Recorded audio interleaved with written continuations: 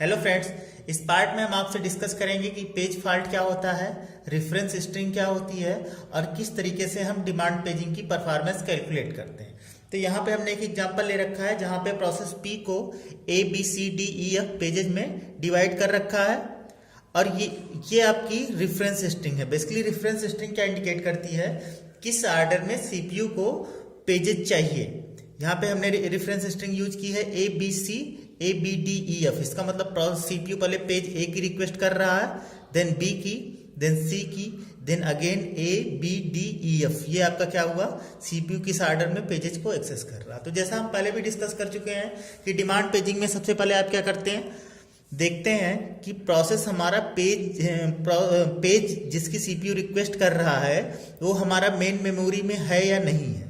तो अगर जिस पेज की सीपीयू रिक्वेस्ट किया वो हमारा मेन मेमोरी में नहीं है तो इसको हम बोलेंगे हमारा क्या हो रहा है, पेज फॉल्ट हो रहा। उसी को हम क्या बोलेंगे, हमारा पेज फॉल्ट हो रहा। और अगर है तो इसका मतलब नो पेज फॉल्ट। तो नो पेज फॉल्ट मीन्स आपका एक पेज क्या हो रहा, हिट हो रहा और यहाँ पे पेज आपका क्या हो रहा, मिस हो रहा। तो पेज फॉल्ट के केस में आपका क्या करेंगे, जिस पेज की हमें जरूरत है अगर वो पेज मेन मेमोरी में नहीं है तो उसको सेकेंडरी मेमोरी से क्या करना पड़ेगा, कॉपी करना पड़ेगा, देन सीपीयू मेन मेमोरी से उसको एक्सेस करेगा। तो इस इंटायर ड्यूरेशन को आप बोलेंगे page fault service time. Means page fault service time क्या हुआ, प्रोसेस को सेकेंडरी मेमोरी से मेन मेमोरी में कॉपी करना, देन उसको एक्सेस करने का जो टाइम होगा उसको आप क्या बोलेंगे, पेज फॉल्ट सर्विस टाइम।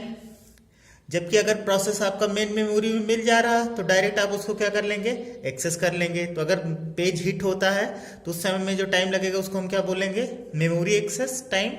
और अगर पेज नहीं मिलता मीन्स पेज फॉल्ट होती है तो उसको आप क्या बोलेंगे कि आपको कितना टाइम लगेगा, पेज फॉल्ट सर्विस टाइम लगेगा। जैसे इस एग्जांपल में सीपीयू ने पहले रिक्वेस्ट की पेज ए की, इनिशियली हमारा मेन मेमोरी क्या है, एम्प्टी है। तो इसका मतलब ए के केस में हमारा क्या हो रहा, पेज फॉल्ट हो रहा। तो ए को एक्सेस करने में टाइम कितना लगेगा, जितना भी सिस्टम का पेज फॉल्ट सर्विस टाइम हो। देन बी की रिक्वेस्ट आई, बी भी मेन मेमोरी में नहीं अवेलेबल है तो आप क्या करेंगे, यहां से इसको कॉपी करेंगे, देन सीपीयू इसको एक्सेस करेगा। तो बी के केस में भी पेज फॉल्ट हुआ। देन आपका सी के केस में भी पेज फॉल्ट होगा। देन अब आपका ए के केस में पेज फॉल्ट नहीं होगा क्योंकि इस समय ए मेन मेमोरी में अवेलेबल है। तो अब ए को एक्सेस करने में कितना टाइम लगेगा, मेमोरी एक्सेस टाइम जो आपका होगा। फिर बी के लिए पेज फॉल्ट नहीं हुआ, अगेन डी के लिए फिर से पेज फॉल्ट हुआ क्योंकि डी अवेलेबल नहीं है। देन ई की रिक्वेस्ट आई, ई के लिए फिर से पेज फॉल्ट होगा। ई के लिए पेज फॉल्ट होगा क्योंकि ई यहाँ पे अवेलेबल नहीं है। तो जब भी पेज अवेलेबल नहीं है अब यहाँ हमें क्या करना पड़ेगा, ई को कॉपी करने के लिए यहाँ से कोई एक पेज हमें रिप्लेस करना पड़ेगा। तो कौन सा पेज हम रिप्लेस करेंगे, उसके लिए हमारी बहुत सी पेज रिप्लेसमेंट एल्गोरिथम्स होती हैं। उसके अकॉर्डिंग हम पेज को रिप्लेस करते हैं। मान लीजिए यहाँ पे हमने रैंडम अप्रोच यूज किया है तो हमने सपोज कीजिए ई को हटा दिया, ए की जगह पे ई को कॉपी कर लिया। देन एफ के केस में फिर से पेज फॉल्ट, सपोज कीजिए आपने बी को रिप्लेस करके एफ को कॉपी कर लिया। तो इस तरीके से हम देख सकते हैं पेज फॉल्ट क्या होता है। पेज फॉल्ट तब होता है जब सीपीयू जिस पेज की रिक्वेस्ट करे वो हमारा मेन मेमोरी में ना हो। तो उस केस में हमें जो टाइम लगेगा उसको हम क्या बोलेंगे, page fault service time. Otherwise हमारा प्रोसेसिंग में क्या टाइम लगेगा, जो हमारा मेमोरी एक्सेस हो। तो performance of demand paging approach का परफॉर्मेंस फाइंड आउट करने के लिए हम क्या करते हैं, इफेक्टिव एक्सेस टाइम मेमोरी का कैलकुलेट करते हैं। इफेक्टिव एक्सेस टाइम आप कैसे कैलकुलेट कर सकते हैं भाई, दो चीजें हो सकती हैं। सपोज करो कीजिए आपको पेज फॉल्ट होने की प्रोबेबिलिटी गिवन, पी प्रोबेबिलिटी हो पेज फॉल्ट होने की। तो आप ये बताइए पेज फॉल्ट ना होने की प्रोबेबिलिटी कितनी होगी, पेज फॉल्ट ना होने की प्रोबेबिलिटी कितनी होगी, 1 माइनस पी। अगर पेज फॉल्ट होने की प्रोबेबिलिटी पी है तो पेज फॉल्ट ना होने की प्रोबेबिलिटी क्या होगी, 1 माइनस पी।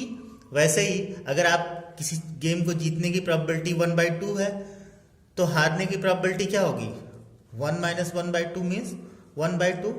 तो वही चीज है कि अगर पेज फॉल्ट होने की प्रोबेबिलिटी पी है तो पेज फॉल्ट ना होने की प्रोबेबिलिटी क्या हो जाएगी, 1 माइनस पी। और पेज फॉल्ट होता है तो आपको कितना टाइम लगता है, page fault service time. Page fault service time क्या होता है? पेज को सेकेंडरी मेमोरी से प्राइमरी मेमोरी में कॉपी करना, देन वहां से एक्सेस करना, उस टाइम को आप क्या बोलते हैं? Page fault service time. और अगर पेज फॉल्ट नहीं होता तो आप डायरेक्ट क्या कर सकते हैं? मेमोरी एक्सेस कर सकते हैं। तो इफेक्टिव एक्सेस टाइम क्या होगा? इफेक्टिव एक्सेस टाइम आप कैसे कैलकुलेट कर सकते हैं? 1 माइनस पी टाइम्स आपका क्या होगा? डायरेक्ट डेटा कहां से कॉपी होगा? मेन मेमोरी से, प्लस पी टाइम्स आपको क्या होगा? Page fault service time. P times आपकी क्या होगा? पेज फॉल्ट सर्विस टाइम लगने का। तो इस तरीके से आप क्या कर सकते हैं? इफेक्टिव एक्सेस टाइम कैलकुलेट कर सकते हैं। कुछ एग्जांपल के थ्रू हम इस चीज को देखते हैं। जैसे ये एक प्रॉब्लम गिवन है जहां पे आपका प्रोबेबिलिटी ऑफ पेज फॉल्ट 0.2 है, मेमोरी एक्सेस टाइम 10 माइक्रोसेकंड है, page fault service time 100 microsecond है। इफेक्टिव एक्सेस टाइम हमें कैलकुलेट करना। तो सबसे पहले हम कैलकुलेट कर लें कि पेज फॉल्ट ना होने के चांसेस आपके कितने हैं। तो वो आपको कहां से मिल जाएगा? ये आपका पी गिवन है, ये आपका पेज फॉल्ट होने के चांसेस हैं। पेज फॉल्ट होने के चांसेस अगर 0.2 हैं तो पेज फॉल्ट ना होने के चांसेस क्या होंगे? 1 माइनस पी मीन्स 0.8 या 1 माइनस 0.2। ये आपका क्या हो गया? पेज फॉल्ट ना होने के चांसेस। 0.2 आपका क्या हो गया? पेज फॉल्ट होने के चांसेस। और जब पेज फॉल्ट होगा तो आपको टाइम क्या लगेगा? जो पेज फॉल्ट सर्विस टाइम हो मीन्स 100। और अगर पेज फॉल्ट नहीं हो रहा है तब आपका टाइम कितना लगेगा?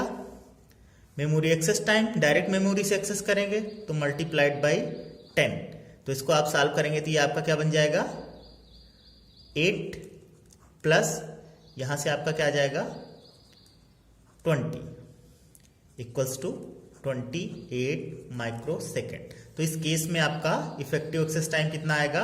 28 माइक्रोसेकंड। इस एग्जांपल में अगर बात करें, दोनों चीज कैलकुलेट कीजिए। पेज फॉल्ट ना होने के चांसेस 1 माइनस 0.1, क्योंकि पेज फॉल्ट प्रोबेबिलिटी कितना गिवन है? 0.1।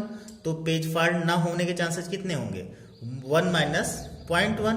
और पेज फॉल्ट होने के चांसेस कितने हैं? 0.1 गिवन है। मीन्स ये ना होने के चांसेस कितने हैं? 0.9। होने के चांसेस कितने हैं? 0.1। और जब पेज फॉल्ट होगा तो आपका टाइम कितना लगेगा? Page fault service time means 100। और अगर पेज फॉल्ट नहीं होगा तो आपका टाइम कितना लगेगा? जो मेमोरी एक्सेस टाइम हो। दोनों को आप सम कर लीजिए, कितना आ जाएगा? इधर आपका 9 आ गया प्लस 10 मीन्स 19 माइक्रोसेकंड। तो अगर आपकी प्रोबेबिलिटी 0.1 हो पेज फॉल्ट होने की, मेमोरी एक्सेस टाइम 10 माइक्रोसेकंड हो और page fault service time 100 microsecond हो, उस केस में आपका इफेक्टिव एक्सेस टाइम क्या हो जाएगा? 19 माइक्रोसेकंड। नेक्स्ट पार्ट में हम डिस्कस करते हैं कि थ्रेसिंग क्या होती है। Thank you.